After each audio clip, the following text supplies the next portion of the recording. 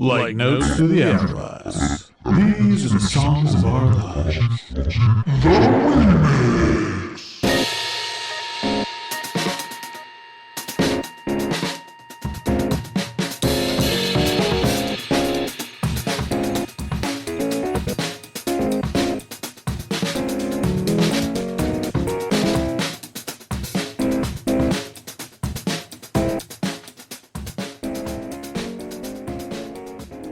Hello and welcome to the latest episode of Songs of Our Lives. I'm Brad Rose. I'm an artist, a composer, a writer, the founder of Foxy, Digitalis, and someone who thinks about music and sound far more than is healthy.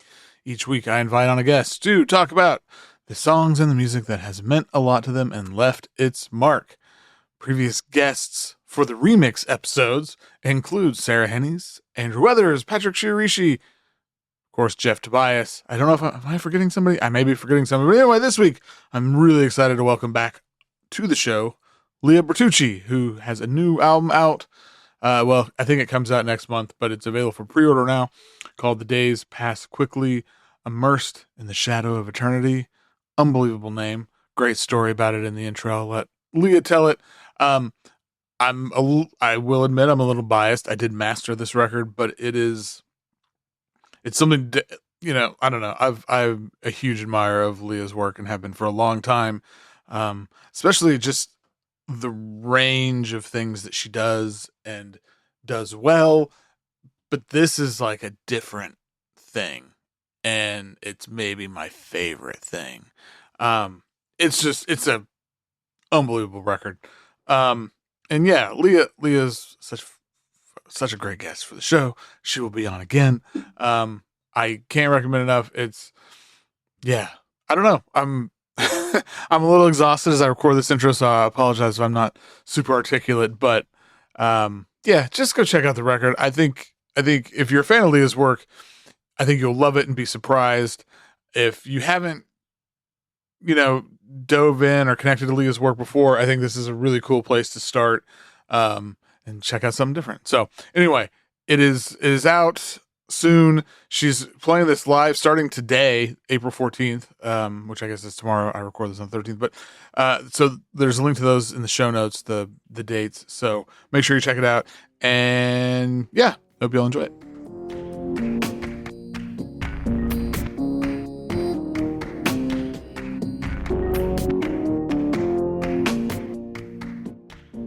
My guest today is a composer, a musician, a performer, an instrument designer. That's right. Yeah. An author, sort of. I don't know. Like Tone Book Volume 2. Come on. It's so much more. I've written some words before. Yeah. Hey.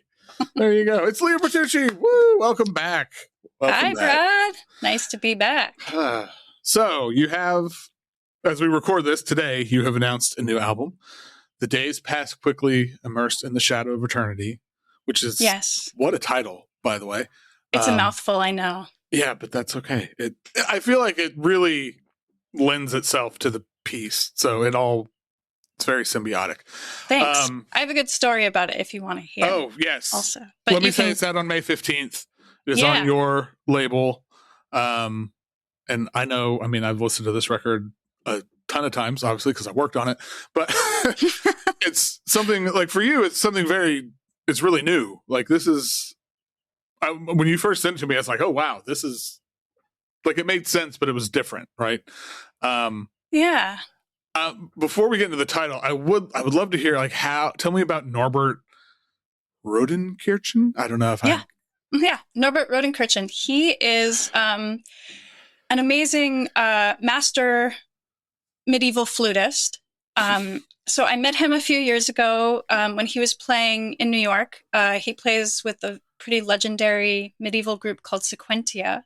And I went to see their concert at Corpus Christi Church on the Upper West Side. And he and I had a mutual friend in Robbie Lee, who is also an amazing musician.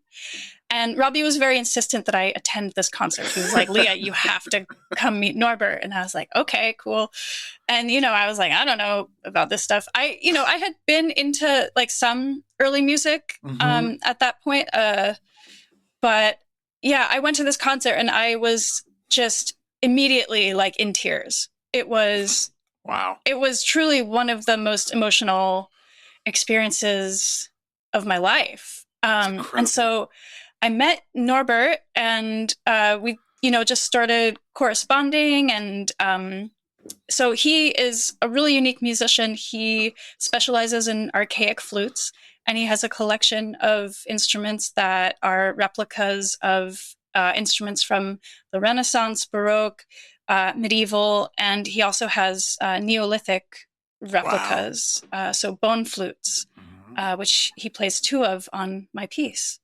That's yeah. That's so cool. How did you guys? So I have it listed here. There's 5 flutes specifically. So I'm gonna see if I can get this: medieval traverso, swan bone, sheep bone, Renaissance tenor, and Renaissance bass.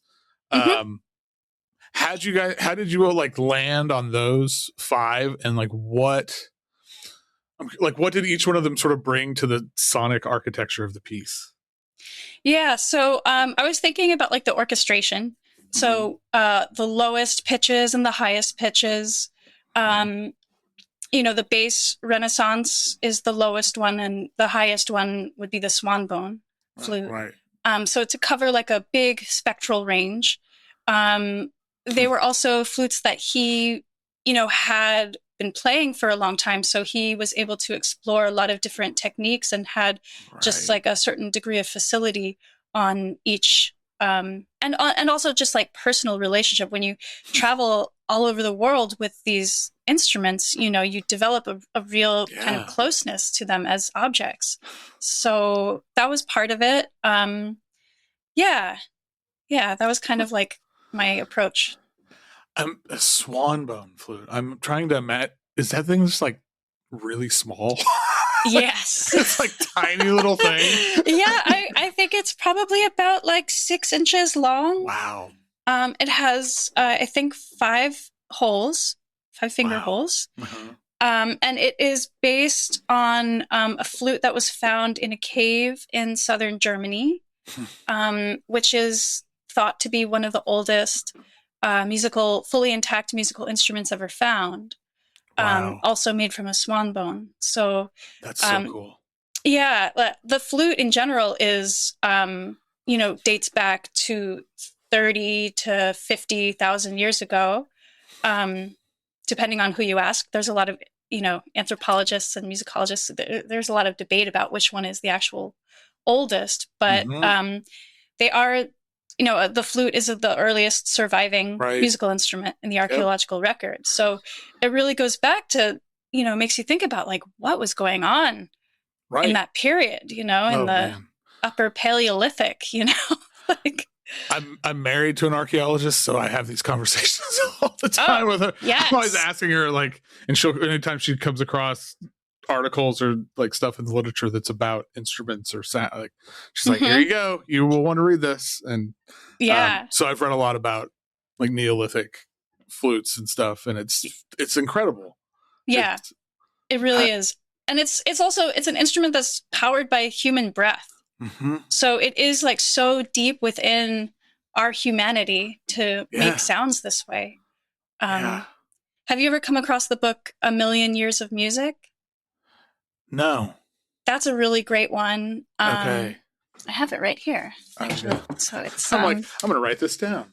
It's called A Million Years of Music: The Emergence of Human Modernity, and it's by Gary Tomlinson.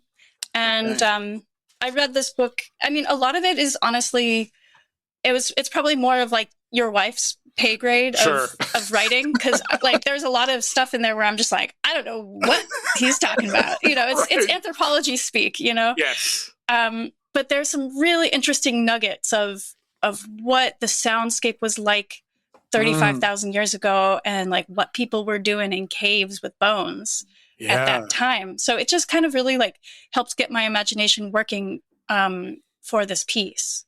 That's really cool. Yeah, I need to read that. There's I can't remember who it's by now, but it's like what early America sounded like or something. Where it's like, that's another one where just imagine it, like getting an idea of how the soundscape has evolved, what it's Yeah. And I think about this all the time about like the soundscape we live in now. It's like, I don't feel like our bodies are designed for this. Yes, but for sure. That is a whole other podcast. Totally. People around here are probably sick of me talking about that. But okay. So one of the things I love your description of the film Die Block and Hildegard von Bingen having tea at Marianne Amaker's house, mm-hmm. which is an amazing description. And it's such a specific, like that's so specific. And I know. I wonder how many people like will get that. I wonder that too. Like, yeah, I mean, I'm like I mean, Phil and Marianne are like two of the most, those are two very important people to me. And then of course, I mean, Hildegard, but I do wonder how many people are going to get that too. I'm curious, like how those three reference points, like actually like informed the piece even like structurally, or is it just kind of, I mean, yeah, or is it just like more the vibe, for lack of a better word? It's both. It's okay. Both. So like in the piece, there are moments with the bone flute where, so the way the piece works is that I made extensive recordings of every pitch on these 5 flutes, right? Mm-hmm. And then the way that the piece works is that I sort of multi-layer each pitch into like a different speaker. So I'm stacking pitches from each flute on top of one another, which creates a lot of like intense microtonal dissonances. So that's very much in line with like Phil Niblock's work, mm-hmm. Dense sort of drones, multi-layered drones. Specifically his piece, 4 Full Flutes, mm-hmm. was a real touch point for this piece. Yes. And so with certain flutes, like the bone flutes specifically, those are not really like tuned in any kind of Western way or any kind of way. So when you layer all of those pitches, like crazy dissonances and crazy psychoacoustic stuff tends to emerge. So that's also, I think about hearing with the third ear, Marianne Amaché's work, where it's just like really activating some like psychoacoustic stuff. Mm-hmm. And then of course the Hildegard dimension of it is, one of the only surviving female composers from like the 12th century. And, somebody who was an intense visionary and had all of these mm-hmm. Mystical visions and, wrote music that I have been performing and like singing myself and also just, listening to a lot. So, yeah. I think, I mean, we were talking about this before we started recording, how this is like this piece of music in some ways doesn't feel like it doesn't fit neatly really anywhere, which is mm-hmm. part of, I think, why I really respond to it. But I think that combination of those 3 artists, plus obviously your own and all that stuff. But like, that's a weird Venn diagram and like in a really cool way, like in mm-hmm. such a, like, hearing you explain, it's like, oh yeah, that makes sense, but it also doesn't. And that's perfect. It's definitely eclectic, Yeah. My hope is that like people will hear this piece of music and it will speak to something like deep in our humanity, and I don't know. I mean, do we want to hear the same stuff still? Like, do we, like, even in experimental music, it's like there's a lot of stuff that just is kind of cookie cutter at this mm-hmm. point, to be honest. And Absolutely. I don't know. Well, I always am thirsting for more. Like I'm always looking for something different. That's like, oh, I've never heard that sound before.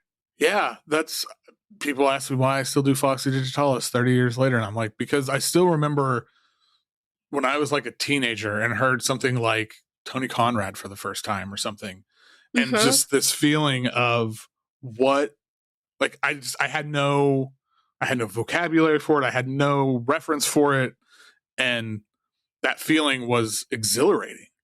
And it made me, it does get you in touch with this almost like primal part of yourself of just like, and I feel like that I'm like I'm like an addict chasing that high still. Yeah. Like trying to find things that make me feel that way or that I haven't heard before. And it's also like you can really just do anything. Mm-hmm. Just like if you want to do this, that it doesn't make it. If you don't think it seems like it, like I've never heard this. This doesn't make sense. Maybe I don't know. But you should try it. Do it. Yeah, totally. Totally. I mean, that's we're alive for like not that long. Yeah. So like we might as well pursue these like irrational pleasures, I guess, I think that's perfect way to put it. Okay, before we get to the songs, you got to tell me the story behind the days pass quickly immersed in the shadow of eternity. I like just saying that because it just feels like very grand. Yeah. I don't know. It's a mouthful for sure. Yeah. But I think it really does kind of encapsulate a lot of like what I was thinking about in making this work.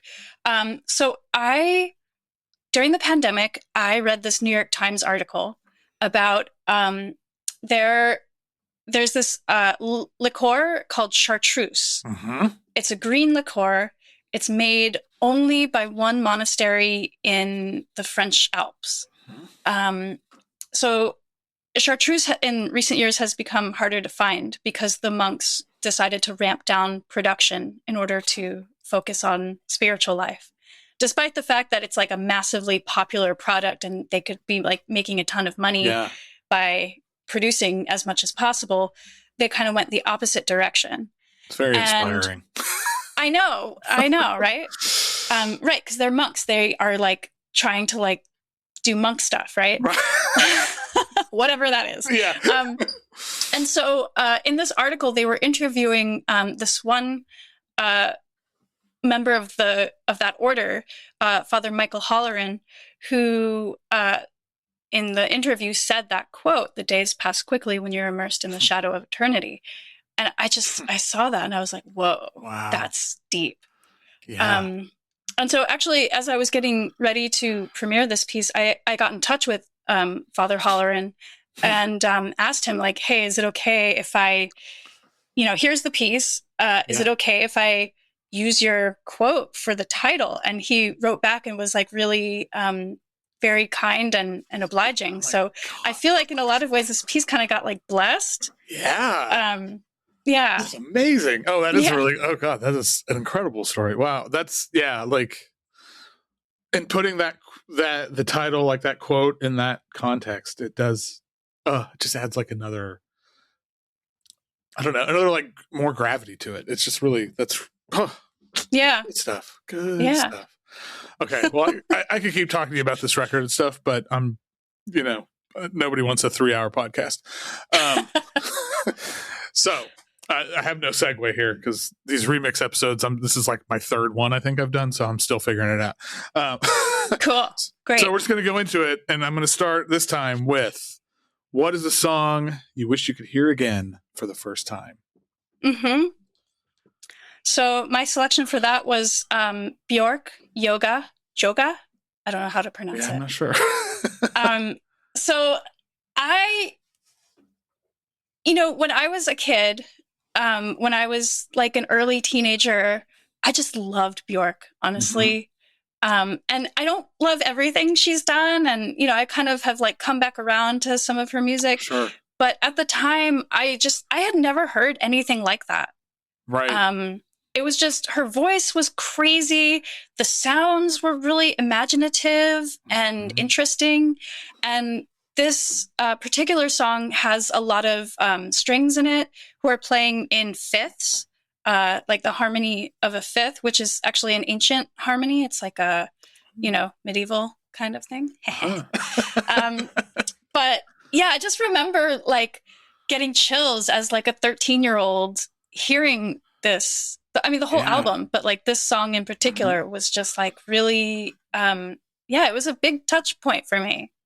Yeah, that's really cool. Because like when I listen to like this, I don't know, there's something about this that sounds like music from like an alternate future or something. So I love that the strings are like playing these sort of like these medieval type harmony. Like that's like a really cool, like it's very time track, like shift bending. I don't know.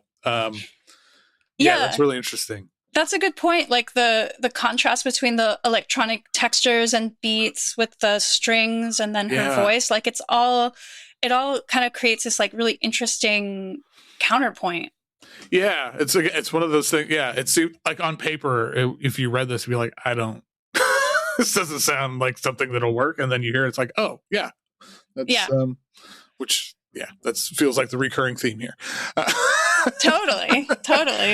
Okay, well, what is the song that once you hear it, it'll get stuck in your head for days? Wait, I have to remember which one I picked for that. Okay, so I have an issue here with getting songs stuck in my head. I will say pretty much at like any point just going around, I have a song stuck in my head. Same.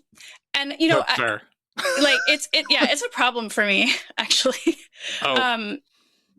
So you know, there are a lot of different songs that could be the answer to this, and most of them are pretty annoying. Like that like Santana song that we all had to like listen to through like the early 2000s. The one with the Matchbox 20 guy. Oh God. Oh. Like if I hear like a car passing or like just a fragment of it, it is in me forever. It is it's honestly torturous. Like it's torturous. Like it's tough. I have to like protect myself against that song. That's fair. That's a terrible song. So what I chose is a song that I actually like and tends to get stuck in my head, which is very nerdy by Steeleye Span called Saucy Sailor. Yeah. Love singing along to this song. I just think it's like so beautiful. It's pastoral. Yeah. It's very whimsical and like, yeah, I don't know. There's something very whimsical about it to me, and I want more. I need more whimsy in my life. So, are you familiar with this group? Not really. They have released a lot of stuff. It's like kind of like prog rock, early music. Like okay, wow. Influenced by English folk music. It's really great. Their drummer is like totally insane. Like it's a technically amazing band. Mm-hmm. And their music is just like funny and, you know, silly and beautiful and masterful at the same time. Okay. I need to do a deep dive at sound because I feel like there's not enough music that has all those qualities where it's like, you know, a lot of music that's like funny and silly. It's just kind of like jokey stuff, which is, you know, fine, whatever. But doing stuff in the context of like, no, this is actually like serious music, but also it's kind of silly and whimsical, and because all those things are important emotions too. So it's just fun. It's fun music. And Jesus Christ, in 2026, we all need a little more fun in our lives. I mean, you know, like, come on, people, let's do it. Any like place I should start with them? I mean, other than this song, like if I'm gonna the album Rocket Cottage. Okay. It's really good. It's called Rocket Cottage. Jesus Christ. It's so nerdy. Like this is extremely nerdy music. I'm an extremely nerdy person. So yeah, there you go. This particular song comes from a record called Below the Salt, which is also just a great album. Okay. Below the Salt. That's a good place to start, I'd say. I have my homework for the rest of the week. Yeah. All right. What's your go-to karaoke song? Do you like doing karaoke? So I was always like a nervous karaoke person. Because until like fairly recently, I just kind of recently started doing pretty intensive vocal training. My last album that came out in October of The Oracle, I really start to use my voice pretty principally in it. So I've been doing a lot of like voice training. So I feel more confident than I once did. Gotcha. There were actually two songs. It's funny because I recently did some karaoke. Okay. And there were two songs that were real winners for me. Okay. One was "Give It Away" by the Red Hot Chili Peppers. Oh my God. Fuck. Which is so fun and stupid and like Yeah. just it's fun. Karaoke song. I can see it being. I kind of loathe the Red Hot Chili Peppers, but oh, me too. Yeah, but I can totally like that tracks. Like, and then it's a different thing. Like, I don't want to listen to that ever, but yeah, being up there for that totally tracks. Okay. Yeah, and it's the same with the actual selection song that I gave you, which is "What's Up" by Four Non Blondes. Yeah, classic. Yeah, I mean it is a bit corny. Sure. But we're doing karaoke here. You can't be too highbrow about karaoke. And it has this like belting chorus. Exactly. That is so fun and cathartic to just like do. And you can really ham it. Like this song is really easy to ham up in a karaoke context. So kind of works well. Yeah, no, I can totally imagine. I'm just imagining you like belting it out. But yeah, the chorus is perfect because it's like, I mean, it is a word, I guess. It is hey, but it's really like, because I'm a sucker for like a wordless, like anthemic chorus kind of thing. Yeah. And this, it's basically that. I don't care if she's saying the word hey. There's not much lyric. Also, that's why this is a good karaoke song, is because there's not many lyrics. Right. Whereas Give It Away, Jesus, you're going like 100 miles an hour. Although it's true. It's the same lyric over and over again, though, basically. Also true. But when he does like the verses, there are a lot of words. Yeah. So you have to keep up. You know, you have to really internalize "Give It Away." Yeah. But that's kind of half the fun too. It's like trying to keep up and trying to, I don't know. We were talking about doing a karaoke party for my wife's birthday this year, which I don't know if we're going to end up doing, but we were thinking about like, what songs we want to do. And so our house is currently, it is like K-pop central here these days. Nice. And like, I am way more into it than I expected to be. Like when my kid got into it, I was like, oh, cool. Like this is like her thing now. And she's doing the like nerdy thing that I do when I discover something. And it's like, oh, I love this band and this and this and this. And it's anyway. Yeah. We've all gone down the rabbit hole. Like yeah, she's ahead. Yeah, I probably listen. Speaking of like things stuck in my head, every day I wake up with a new K-pop song stuck in my head. Oh yeah. But we were talking about like trying to do karaoke, like some of these K-pop songs where it's 70% in Korean. Oh my God, that must be hard. Yeah, we haven't tried it yet, but I kind of want to, just for the sheer absurdity of it. I mean, I do kind of love singing in other languages that I don't know. Yeah, same. Because I just kind of have to like do the sounds. Right, and it's like one of those things where if you're like, you have to sell it too, because it's like you just gotta like, you do the sounds and you get into it and it's I mean, there are studies that's like saying, what is it? It's like 70% how you sound, 20% how you look, and it's actually only like 10% what you say. Yes, definitely. It's like, just go for it. But how would a K-pop karaoke work? Like, I don't know. Like, if it would have, would it just be phonetic? Hopefully, English. I mean, yeah. Otherwise, it would just. I mean, you'd have to try to memorize it beforehand. I don't know. Oof. That's a good question. I need to I don't know. Again, see what's out there. There's got to be some kind of way to do it. On YouTube, I'm sure there's examples of like K-pop karaoke, like what it shows. Yeah. YouTube has everything. I know, it's great. Yeah. Also evil. Yes. Yeah.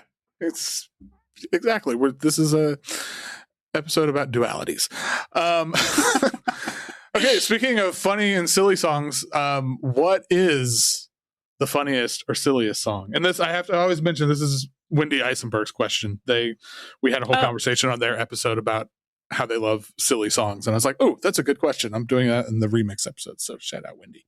Yeah. Hi, Wendy. Yeah, I chose Cameo, the song Candy. This song, I think, embodies the best of the cocaine 80s sound. Like, this song, I mean, I'm pretty sure is about cocaine. Right.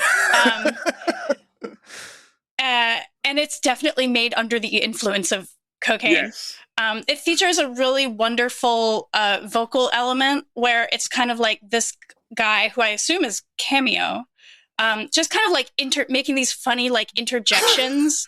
So He's like strawberry, raspberry, all them good flavors. And I just, I feel like if I could at some point like be in a band where that is my exclusive contribution, that would be so like, I just really want to just be the person on stage being like, yeah, at some point. It's like the Flavor Flav role, right? Yes. I want to be just like there, like, and then like every so often I say something weird, like moons and stars, like amazing. That is a really good goal. I think you can achieve. There's that band. Somebody is waiting to start that band and be like, "Hey, Lea, we need you to just." If anyone's listening and has a role like that, I'm more than happy to contribute. Yeah, I love it. Yeah, no, this song. Yeah, it is, I think that's a perfect way to put it. This is like an advertisement for cocaine, and essentially, and definitely like and not like scary or sad cocaine. This is like happy cocaine. This is like when this is like before it like got too dark. Yeah, exactly. But definitely made under the influence. Yes. If not, wow. All right, what's your favorite opening song on an album? So my selection for that was Big Exit by PJ Harvey. This is another like high school album for me. This was probably my favorite album in like all throughout high school. I just think it's like such a beautiful, like resonant, voluminous, stark track with a lot of energy. Her voice sounds amazing. The lyrics are awesome. It's just like a great kind of like ringing entry point into the rest of the album. Yeah. I feel like it just like drops you like right into the record. Like you are just. Yeah. And it sounds so New York to me also. I guess the album was made about the duality of like New York and then her hometown in England, which is like a small rural town. And it just sounds like the bigness of New York. And I have a lot of like, I just think it's such a good opener. It is. Oh, it's a great song. What's your favorite closer? So my favorite closer is titled The Desperate Ones by Nina Simone. It's off of her album Nina and Piano. And this album is kind of like a rare Nina record where it's basically no backing band, no percussion. It's just her playing piano and singing. And so this is the closing track. I think it was originally a Jacques Brel song. I don't believe she wrote this. And it's just so, it's the type of song, especially at the end of the song, where it just like kind of leaves you suspended hanging in the air. Yeah. It really is like so, it's quiet, it's subtle. Her vocal performance is kind of amazing. Like she's kind of growling and whispering and, it's really, really beautiful and it's really strange. So it leaves you with a feeling of like, what was that I just heard? Yeah. Really striking. Yeah, it's really fantastic. And I feel like so many songs where it's like, she didn't write this, but it's like, I don't know, once she performs, it kind of becomes hers. I don't think she wrote very much, actually. Yeah. But, there are her version of Hollis Brown by Bob Dylan. Amazing. Her version of Leonard Cohen's Suzanne. Amazing. She really breathed different life into these songs and was such a master interpreter. Yeah, which I think is like a really it feels like an underappreciated skill sometimes of like, but yeah, I think she comes up the most on the normal questions of when people pick what cover is better than the original. I think I've had at least 10 different Nina Simone covers on there. It's like, yeah, for sure. I get that. All right, what is the most fucked up song you've ever heard? Or the two most fucked up songs you've ever heard? That was a great question, by the way, because it just, it's like there are so many songs that are quite fucked up. Like, the first thing that popped into my head was Prodigy's "Smack My Bitch Up." Yeah. Can I say that on the? It's a podcast. I can say. Yeah, you can say whatever you want. Okay. I feel like that is an extraordinarily fucked up, thing. But so I had two for this. Yeah. One was "Hamburger Lady" by Throbbing Gristle. Has anyone ever identified that? Because So Hamburger Lady, Throbbing Gristle, it's a song about a burn victim. So he is sort of, Genesis is describing, her bandages and her, sorry state. There's these really amazing synth lines and slow circular beat. It's the type of song that really just kind of makes you squirm. It's a very body gross out song. Yes. So it makes you feel bad in your body. Yes. So then the other song is more of a type of song that would make you go crazy in your mind, which is Jolson and Jones by Scott Walker. This is from his later stuff, from his record The Drift, I think. Mm-hmm. Yep. And let's just say this song features a donkey. It's really weird. It's really fucked up. It is. Yeah. It's a mind warp. It's a mind fuck kind of song. Yeah. Well, because I was thinking whenever I was prepping for this, and I was thinking about because that's a really good. I really love the contrast of those two, because it's one is gross in your body, and one is in your. The structure of this song is so bananas. I know, that it really plays into that. Yeah, messing with your mind sort of thing. Yeah, it's very disorienting. It's not a conventional ABA structure. Yeah, it's A $4.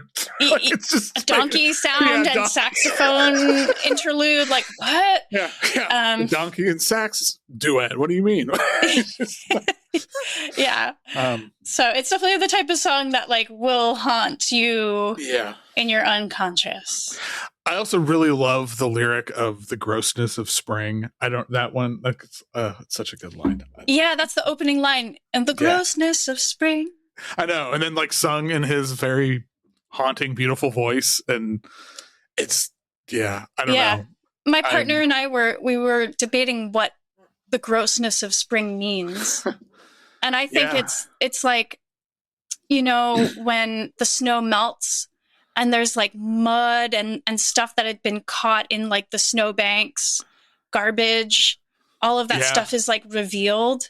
I think that's kind of the grossness of spring. Totally. Yeah. I mean, it's, God, because just even thinking about, I guess it's not totally spring, but when it, it snows and it's beautiful. It's everything's covered, and then as the snow melts, it's just really unsettling and kind of gross.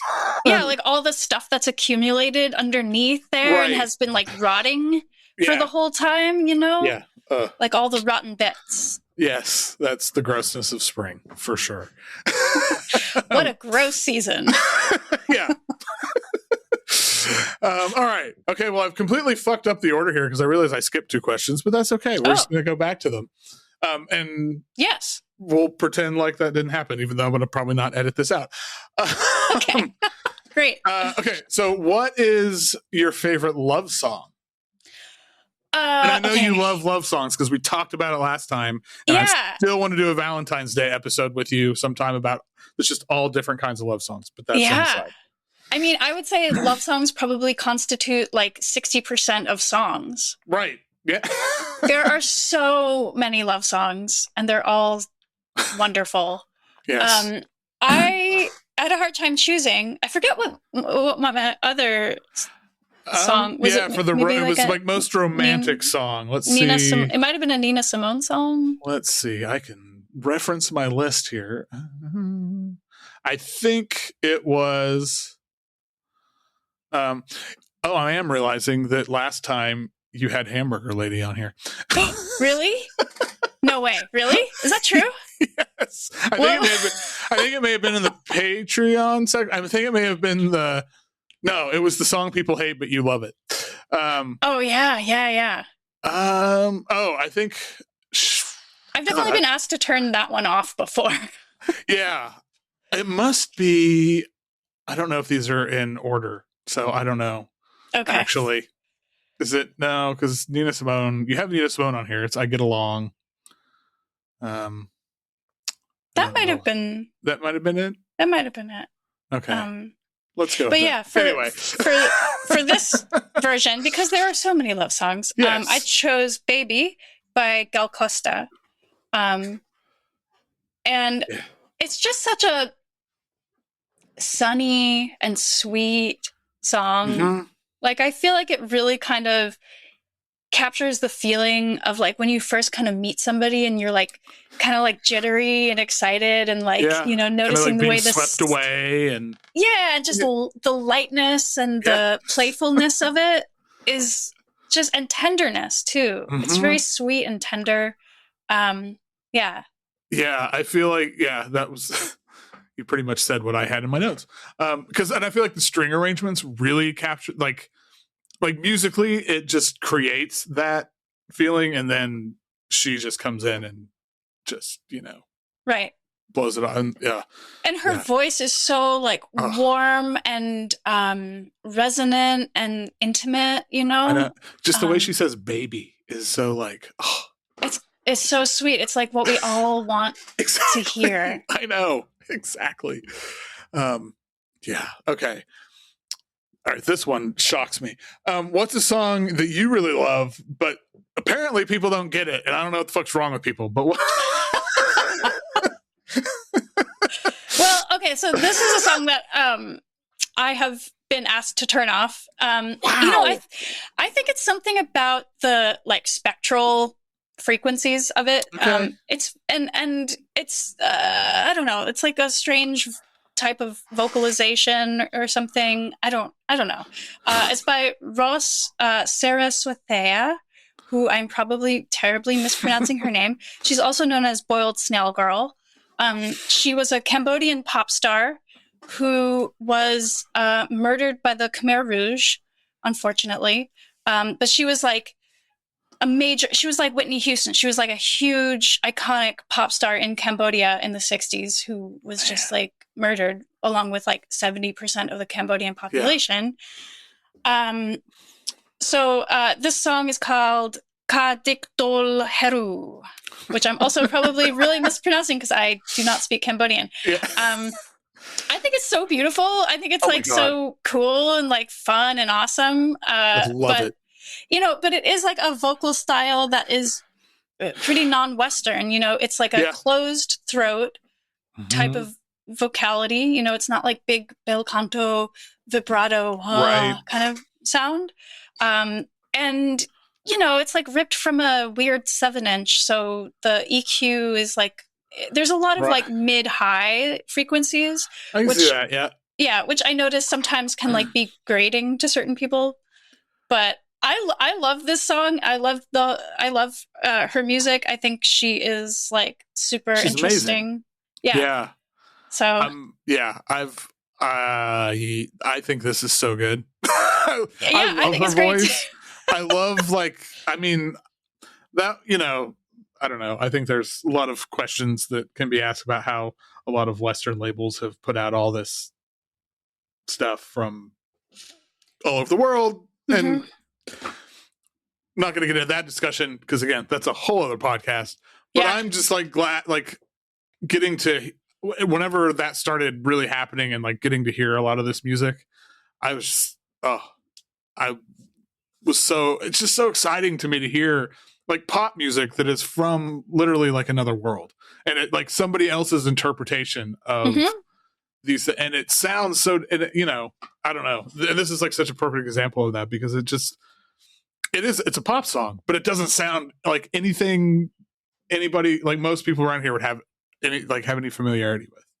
And yeah, it's, you know, like all those artists in Cambodia were influenced by the Beatles and influenced by like a lot of Western pop music, surf rock and stuff like that, the Beach Boys, and you know, those influences can be heard, but they're also like using traditional Cambodian percussion instruments. They're also like not singing in the Western style or in Western language, you know? So it's an interesting example of the way in which influences, it's never like one directional, you know? And that's not to say that like cultural appropriation isn't a thing, but that like the true story of a lot of how music moves in between cultures is like a lot more complex than that. Yeah. And this is like a cool example of that. And so I think it's interesting that now it can be like rediscovered by the West, and heard with like different ears decades later. Right. Yeah. Especially because she was murdered and, you know, by a terrible regime. Yeah. And like more people, like I hope more people learn that story, because it's a hell of a story. Okay, where are we at? I'm totally screwed this. Oh, here we go. What song makes you want to get up and move your body? This is the Cap Aired question. Nice. Yeah, there's a lot of great songs in this world. I wanted to talk about "I Feel Love" by Donna Summer as one of them. Total banger. Because I think that also definitely a coked out song. Sure. You know, like it just sounds like, you know, the drugs kicking in. But I think this is a really interesting song, like in a musicological sense, because it's, besides her voice, it's all electronics. It's all synthesizers, which like during that time was kind of unusual that there would at least be like a drum kit involved. But this was drum machine, synthesizers, like this was all electronic music. And I think it was also a real like touch point for a lot of like the techno that, you know, came after in the 90s. Like I hear this in Aphex Twin. I hear this in a lot of, you know, different genres of techno. Yeah. I mean, Jesus Christ, I feel like this song is entirely responsible for like Daft Punk. Yeah, totally. Right. Yeah. Like so much, this song has like so much influence, and it's just fun to dance to. Yeah. I mean, it's written or produced by Giorgio Moroder, right? Like this is so cool. It's I don't know. I was surprised because like I knew the song and stuff. I didn't realize it came out in like the late 70s. I thought it was later than that. And that kind of speaks to what you're saying about like that it sounds like this and it was made then. Jeez. Like it's and it just, how can you not just want to get up and dance to this? Like, it like creates a space. It's warm. It's like exciting. It's just like pumping, you know? Yeah. Okay. Okay. So the last 4 questions, I don't know if you answered all 4 of them. Oh, oops. So we're going to go. And if you don't have an answer, you don't have an answer. It's fine. We're just going to see what happens. Okay. What is the song that at first you couldn't stand it, but now you love it? Oh, right. What was that? I only have 2 more songs or 1 more song maybe on the list. I don't even know. I have lost track. This has gone off the rails. Oh no. Oh God. What are we gonna do? Well, we're gonna go. I would say that for like a lot of like free jazz. That's Which like I don't. So I like specifically was only trying to talk about what I consider songs, which is not instrumental music. Okay. Obviously there's a lot of instrumental music that I love, but to me, a song is like lyrically Right. based. Right. So yeah, so there's that. But I heard free jazz, Ornette Coleman, that kind of stuff early on as a teenager before I was ready. I had a very similar experience. Yeah. And, I have a lot of complicated feelings about free jazz, which is an entire other podcast worth of we've got like a whole series critique here. Yeah. But that's definitely, I would say that as like a genre is something that at first I heard it and I was like, I can't deal with this. Just because I wasn't ready for it. Yeah. And then like I started to like understand it more and appreciate it more as I got more adventurous in my listening. Yeah. No, I had a very similar, like when I first started getting into jazz, like the first thing a friend of mine that I worked with, I was like 18, 19, I don't know, for my birthday gave me a copy of Blue Train. And I was just like, oh my God, this is incredible. And so listen to a lot of like Blue Train, like Kind of Blue, and it's not like all the sort of like bebop classic stuff. And then I would just go to Borders every week or every other week when I got my paycheck and just buy some random CDs. And one time I was like, I love John Coltrane. What's this Sunship album? And went home and listened. It was just like, what the fuck? And like now, I think it's great. I love it. But like at the time, I was not ready. Yeah, totally. And that's a very out there one. I mean, it's not, I don't know. I mean, it's interesting. It's like, I wonder about that. I wonder about like music that you need to be like primed for. Your ears have to be primed a little bit. I mean, it depends on the person. Some people are like, are weirdos and like, obsessed with free jazz from the get-go. But for me, I needed to be primed. I did too. I just didn't have any sort of, I just didn't know what to do with it. And it was just, but I do think that is a very interesting thing though. Anyway. Yeah. Not going to go down that road. Okay. If you were running for political office or you were a professional wrestler, either or, what song would you come onto stage to? YMCA? No, just kidding. No, I would not make that. Yeah. Born in the USA. Yeah. Or the Song of the Valkyries. I don't know. Yeah. I think it's so funny that like our president has appropriated YMCA, by the way, which was like the gay anthem forever. Yeah. It's so just bizarre, Yeah. Media literacy is no longer a thing. Oh my God. It's so weird. Yeah. Did you have an answer for this one? Or is YMCA no, I didn't really have an answer. I was like, because I can't ever imagine being either of those things. I'm 5 feet tall and I weigh 100 and something pounds. I would get totally like ripped apart in a like I am not strong person. And because I'm not a strong person, I could never also be in politics. Yeah. Oh God. Why would? Oh yeah. Okay. What is the song you want played at your funeral or at your wake? Okay. There are a few songs that I would like to be played at my wake. One of which is "Mysteries of Love" by Julee Cruise. I sometimes I think about death and my death, and I think about like, what is it that I want to be remembered for, and like, obviously, I make music, I record music, like I do want my music to be appreciated after I die, but like, I also want to be remembered as like a person who loved, Yeah. And the Mysteries of Love is like, it's such a, I don't know, it's so beautiful and it's so like magnanimous song. And it just, I thought that would be a nice. I think it's great. Yeah. It's like, send me off on a dream. Like, Yeah, totally. Like it's voluminous, it's mystical, it's mysterious. Like I think, yeah, it would be a good one. I think so. All right. Well, it was a bit of a train wreck because I lost track where we were, but hey, we made it through. That's okay.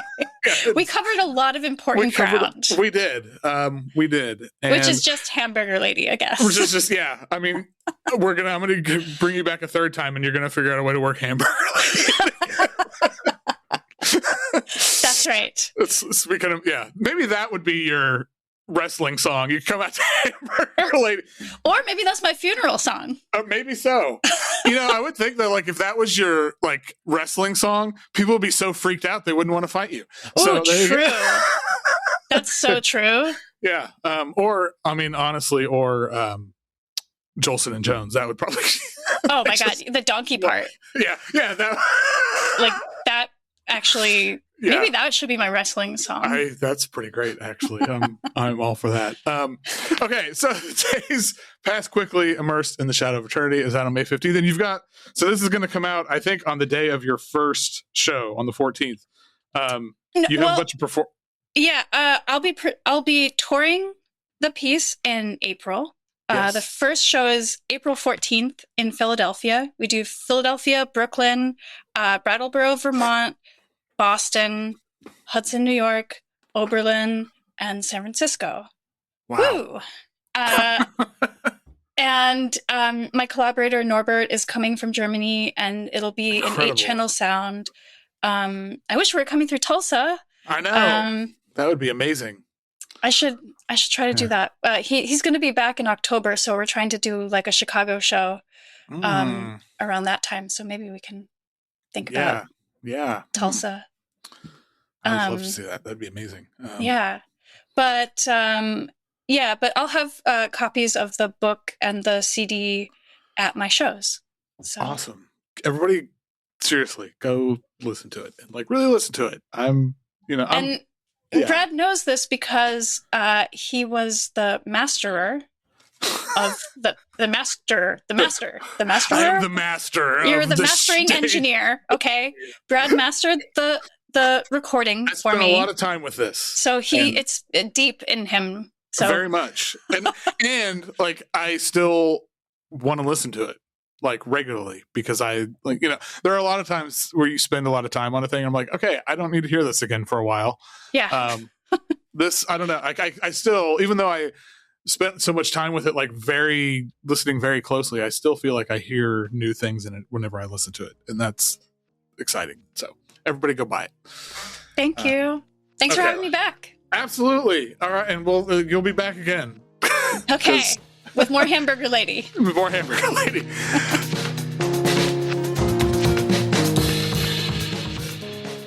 Once again, thank you to Lea Bertucci for coming back on the show, for hanging out, and being a real one. The Days Pass Quickly Immersed in the Shadow of Eternity, available for pre-order now. She's going to be performing it kind of all around the country over the next few weeks. So if you are lucky enough to live in one of those cities, go check it out. I promise you won't be disappointed. Listen to her picks, the link in the show notes, the playlist.